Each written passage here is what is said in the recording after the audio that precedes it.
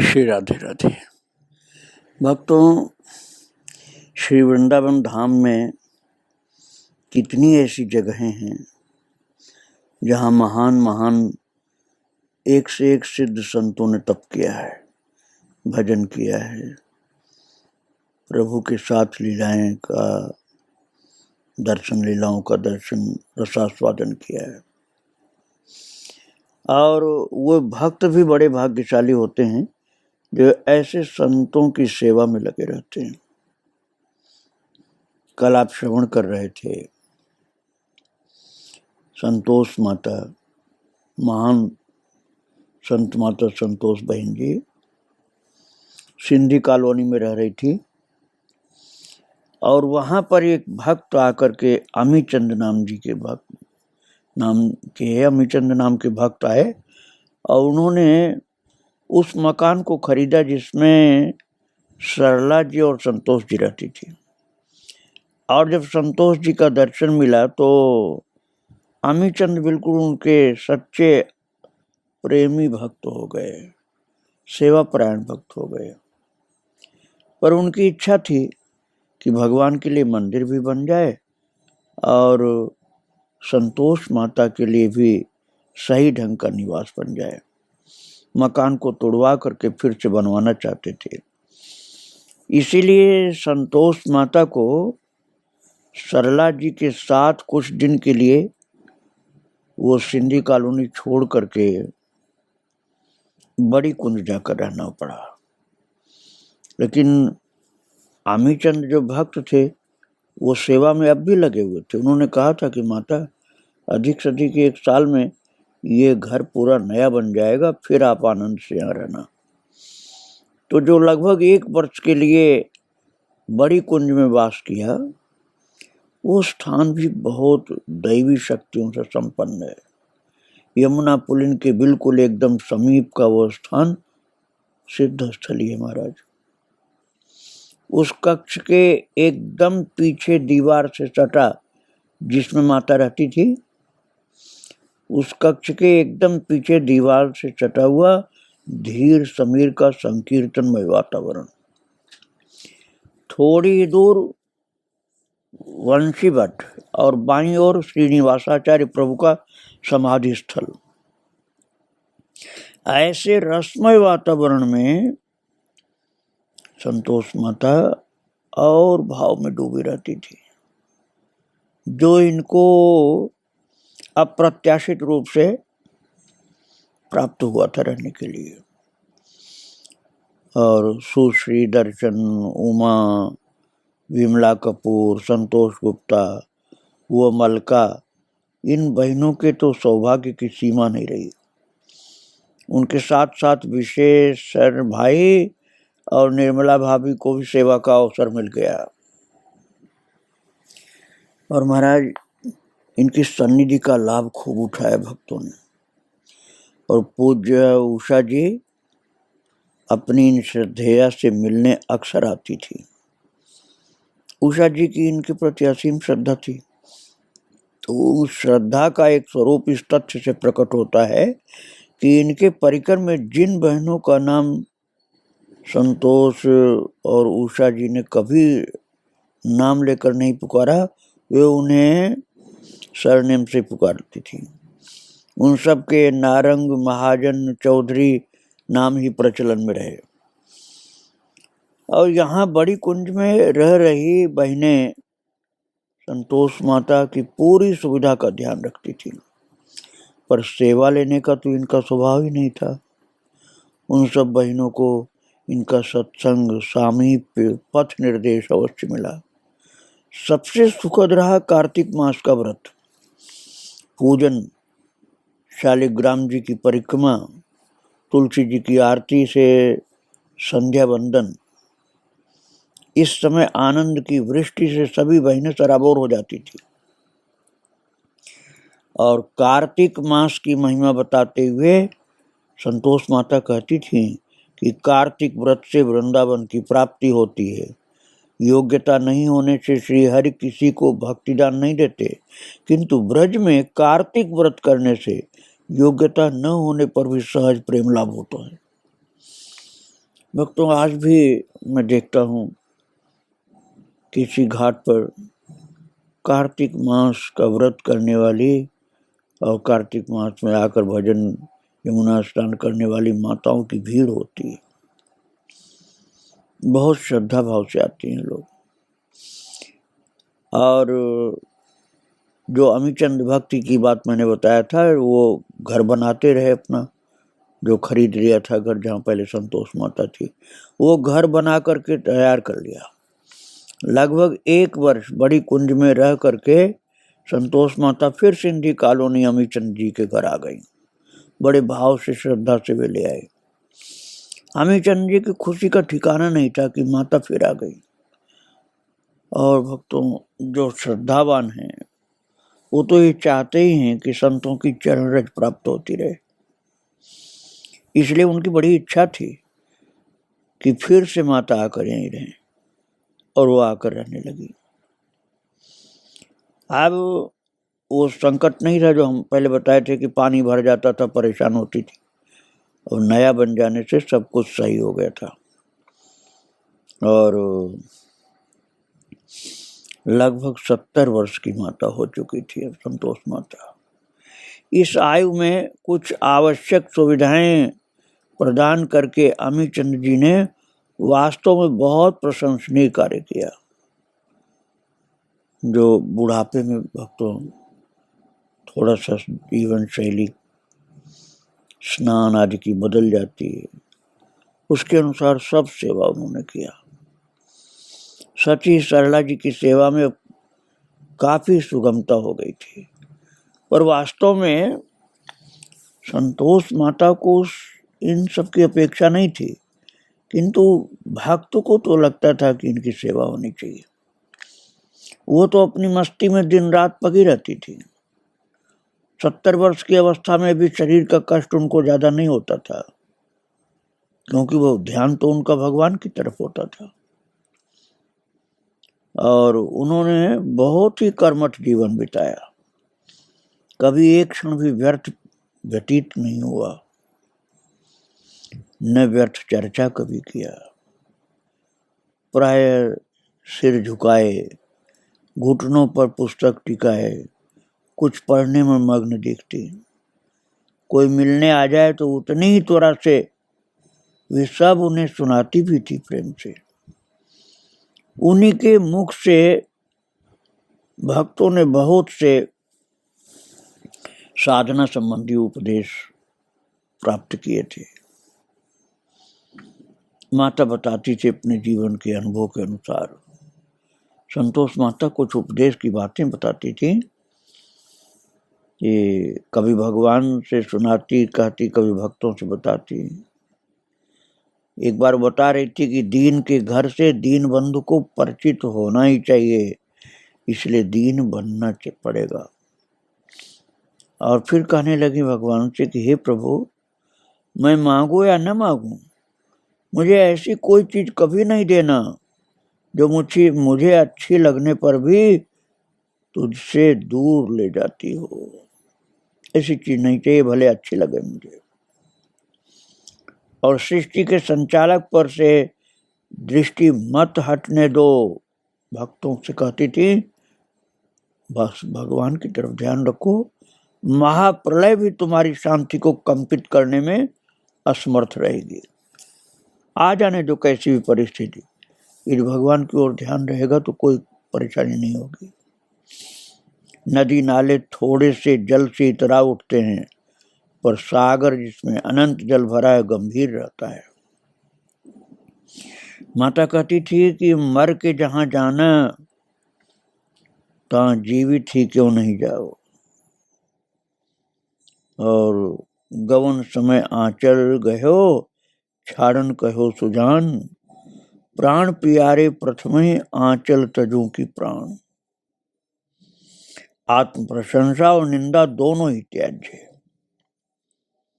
वक्त प्राय गड़बड़ी हम लोगों में ही होती है कि अपनी प्रशंसा करने में कोई न कोई युक्ति लगाते रहते हैं कि हमारी प्रशंसा दूसरा नहीं कोई करे तो हम ही खुद करें। तो न देखिए, निंदा तो करने का स्वभाव बहुत लोगों का होता है, किंतु अच्छे साधकों का नहीं होता। अच्छे साधक किसी की निंदा नहीं करते।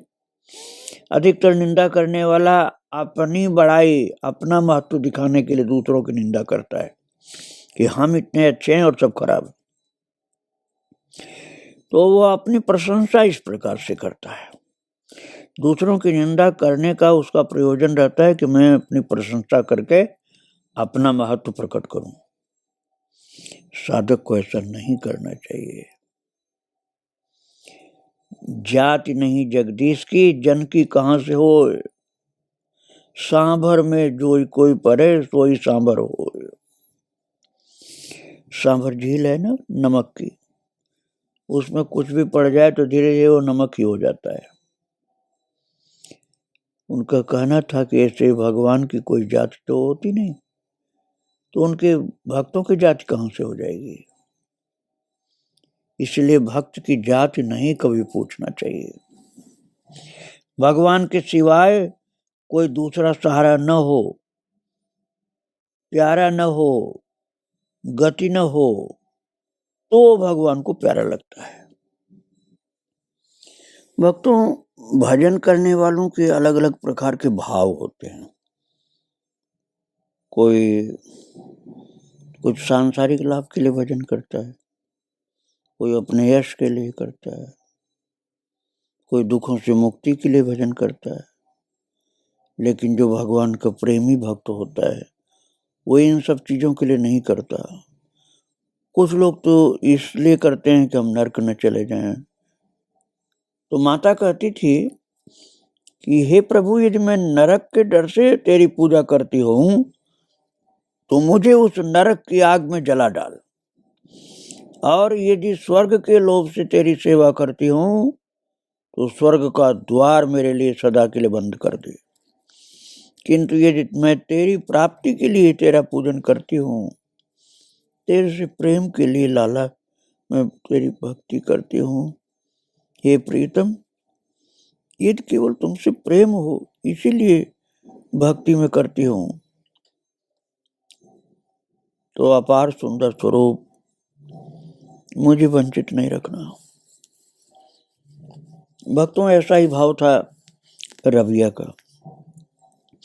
उसी भाव को संतोष माता बार बार प्रकट करती थी अपने मुख से, बहुत भाव से बोलती थी।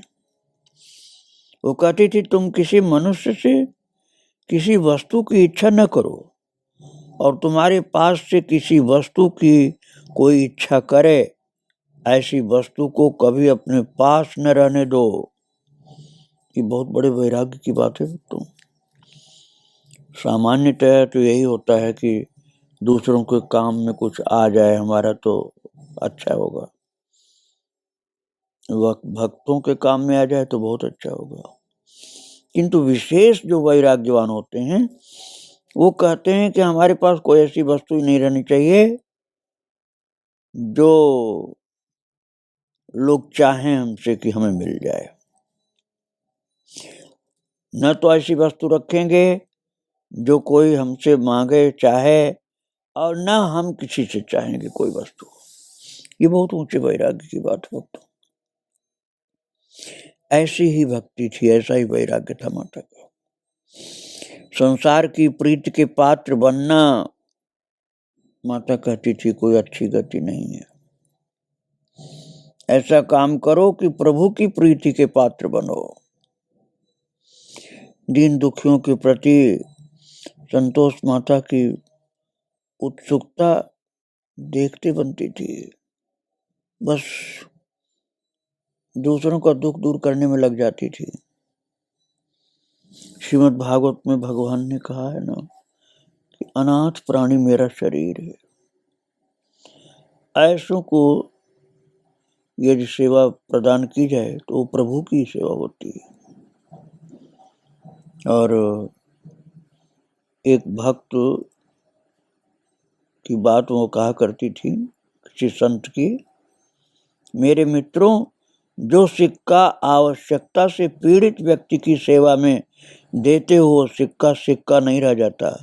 भगवान के हृदय से तुम्हारे हृदय को जोड़ने की स्वर्ण श्रृंखला बन जाता है। एक संत के अनुभव की बात थी भक्तों ने, ये माता संतोष उन संत की बात बार बार सुनाया करती थी। उनका कहना था कि वो सिक्का अर्थात तो रुपया पैसा तो अभी तक रुपया पैसा है जब तक वो किसी परमार्थ में नहीं लगता। परमार्थ में लगते ही, किसी पीड़ित व्यक्ति की सेवा में लगते ही वो सिक्का वो सोने की चेन बन जाता है जो तुम्हारे हृदय को भगवान के हृदय से जोड़ता है। अर्थात कन्हैया प्रसन्न हो जाते हैं। जो दुखियों का दुख दूर करने के लिए आप अपना धन लगाते हो तो उससे प्रभु आनंदित हो जाते, प्रसन्न हो जाते हैं। एक बात और माता कहती थी, नरवर सरवर संत जन चौथे बरसे मेह परमार्थ के कारण चारों धारे देह।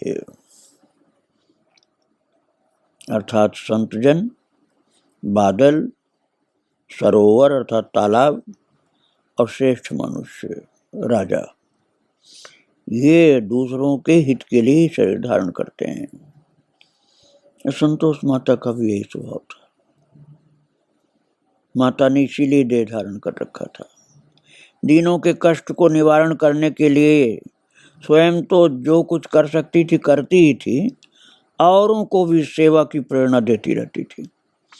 कभी कभी तो मांग मांग करके भी दूसरों की सेवा करती थी। पास में कुछ नहीं उनके, खाने तक को नहीं, लेकिन मांग मांग करके लाती और दूसरों को खिलाती, दूसरों का सेवा कार्य करती, दूसरों के लिए कुछ मांग लाती जो जरूरत की चीज होती। और इनके स्वरूप की झलक दर्शाता था उनका विचार। उन्होंने किसी भक्त को एक बार पत्र लिखा था, हृदय का भाव उसमें प्रकट हुआ। उन्होंने पत्र लिखा एक भक्त को, जय श्री राधे श्याम, अति पूज्य प्रिय भैया श्री अविनाश जी, बारंबार शुभाशीर्वाद। प्रभु जी आप सभी को परम सुख प्रदान करें, निरोग रखें, अपने चरणों का प्यार दें, यही प्रार्थना है प्यारे भाई। माता ने लिखा कि मैंने अति जरूरतमंदों के लिए थोड़ी थोड़ी भिक्षा जो बहनें दे सकती हैं उनसे हर मास के लिए मांगी है। आप उस अति जरूरतमंद के लिए 100 रुपए हर मास कृपया भेज दिया करें। भक्तों, वो बड़ा उदार व्यक्ति था जिसने बार बार विनती किया था संतोष माता से कि माता हमारे कल्याण के लिए कुछ सेवा बता दीजिए। तब माता ने पत्र लिखा। अपने लिए कभी नहीं लिखा कि मुझे पैसे की जरूरत है, मेरे पास ऐसा भेजो। दूसरों की सेवा के लिए ऐसा भाव रहता था उनका कि सदा ये साधना करने वाले जो वृंदावनवासी भक्त हैं, जो बहुत वैराग्यवान हैं, जो किसी से कुछ मांगते नहीं हैं, उनकी सेवा करो तो तुम्हारा कल्याण हो जाएगा। कोई बीमार होता था तो उसके लिए दवाई ही मांगती थी, पैसा भी नहीं मांगती थी। कहती थी समय समय से आप दवाई भेजो, दवाओं के द्वारा इनकी सेवा करो। ये सभी साधक हैं, भगवान के भक्त हैं, तो दवा के द्वारा सेवा करवाती। और सेवा के साथ साथ अपने अनुभव की भक्ति की बातें सुना करके ऐसे उदार मना व्यक्तियों को भक्त बना देती थी। बहुत प्रेम से उनको सेवा में लगाती और प्रभु की भक्ति में लगाती। और महाराज कोई बहुत ज्यादा पीड़ा में होता, बहुत ज्यादा कष्ट में होता, अपने लिए तो माता कभी कुछ नहीं भगवान से कहती थी, लेकिन उस दुखी व्यक्ति का दुख दूर करने के लिए भगवान से भी प्रार्थना कर देती थी कि इनका कष्ट दूर करिए प्रभु। इतना उदार हृदय था उनका। साधकों को कुछ श्लोक, कुछ रामायण की चौपाई, कुछ नाम, कोई कीर्तन भी बताती थी कि परेशानी में कोई है तो चलो ये भगवान का नाम जपो, ये चौपाई बोला करो, ये श्लोक गीता जी का बोला करो। ऐसा उन्होंने बना रखा था कि जो भी कोई परेशानी में है वो भगवान की भक्ति ही करे, इधर उधर भागे नहीं, भक्ति में लगेगा दुख दूर हो जाएगा। और भक्ति संतोष माता को भविष्य दिखलाई पड़ता रहता था। भविष्य दृष्टा किसी सिद्ध दृष्टि थी उनकी, लेकिन छुपाने का प्रयास करती थी। बहुत आत्मीय लोग, बिल्कुल निकट में रहने वाले लोग जो थे, उनके संबंध में इनकी अनुभूतियां अच्छा लग जाती थी कभी कभी। तब पता चलता था इनको पता है आगे क्या होना है। उषा जी संतोष माता की अंतरंग सखी थी। उषा जी जिनको बोबो कहा जाता था, तो वो अंतरंग सखी थी जिन पर उन्होंने बहुत प्यार उड़ेला था अपना। तो उनके लीला संवरण जैसी घटना का इनके मानस पटल पर लहरान्वित होना कुछ आश्चर्य नहीं। 14 फरवरी 1992 की बात है। पूज्य उषा जी रासमंडल में अति अस्वस्थ अवस्था में थी, पर उस रुग्ण अवस्था में वो न रहे, उससे उबर नहीं पा रही हैं। महाराज ये सब देख करके संतोष माता थोड़ी सी परेशान सी हुई और उषा जी की प्रतिदिन की स्वास्थ्य संबंधी बातों को पता करती थी माता। और जब उनको संदेशा मिला कि वो अर्थात उषा जी ठीक हो रही हैं, तो संतोष जी तब निश्चिंत हुए। उसके पहले परेशान थी और कुछ सोचती थी कैसे ठीक होंगे। साधकों के लिए, भक्तों संतों के लिए ऐसी ही युक्तियां उनके मन में चलती रहती थी कि उनका दुख कैसे दूर हो, उनकी सेवा कैसे की जाए। और भोजन बनाते बनाते ही उन्होंने देखा सामने एक सघन मनोहर श्यामोज्वल पुंज है, उसमें उषा जी ऊपर को उठती चली जा रही हैं। इस तरह अनंत आकाश में उषा जी को लीन हो अदृश्य सा होते हुए देखकर स्तब्ध रह गई। जो घटना भविष्य में होने वाली थी उसको वो पहले देख लिया संतोष माता ने, और विचलित होकर सरला जी से कहने लगी, सरला ये सब कह रहे हैं उषा जी ठीक हैं, ठीक हो रही हैं, पर मैं तो उन्हें ऊपर जाते देख रही हूँ। सरला वो जा रही हैं, मेरे सामने सामने जा रही हैं वो तो। और इतना कहकर के व्याकुल हो उठी संतोष माता। सरला जी भी व्यथित हो गई। बस इतना कह सकी, आप गलत थोड़े ही देखोगे, आप जो देखोगे सत्य ही देखोगे। और संतोष माता का ये अंदेशा भ्रम नहीं था भक्तों, सच ही उनकी सखी उषा जी उसी समय संसार को छोड़ करके प्रीतम श्याम सुंदर का हाथ थामे हुए लीला धाम में प्रवेश हो गई थी। इनके पास खबर बाद में आई, संतोष माता के पास खबर बाद में आई, और देख पहले लिया था सब। और सरला को बता भी दिया था कि उषा जा रही भगवान के धाम, जबकि वहां थी नहीं माता। और उसके बाद तो जाने वालों का तांता सा लग गया महाराज। 26 सितंबर, मैंने अभी 20 फरवरी 92 की बात सुनाया था। अब 26 सितंबर 92 को गोरखपुर से पूज्य मैया हनुमान प्रसाद जी महाराज की, हनुमान प्रसाद पोद्दार जी की धर्म पत्नी का लीलाधाम में प्रवेश का समाचार आ गया। और इस समाचार ने उनके चित्त में खलबली सी मचा दी। महाराज ये सब बहुत अच्छी तरह से जानते थे इनको, केवल जानते ही नहीं थे बल्कि ये तो वृंदावन आने वालों को बताया करते थे। मैया और पहले तो पोद्दार जी थे, जब पोद्दार जी, माता जी, राधा बाबा, ये स्वयं वृंदावन कोई आता था गोरखपुर की ओर से तो उसको बताते थे कि वृंदावन जा रहे हो तो संतोष माता का दर्शन करना, उनके चरणों में बैठना। इतना इनके विषय में उन संतों के हृदय में ऊंचा भाव था। इनको भविष्य की घटनाएं दिखलाई पड़ने लग जाती थी और भगवान से जुड़ी रहती थी मन से। इनके चरित्र आगे मैं आपको फिर सुनाऊंगा। आज माता को प्रणाम करके यहीं विराम दे रहा हूँ। श्री राधे राधे, जय श्री राधे राधे।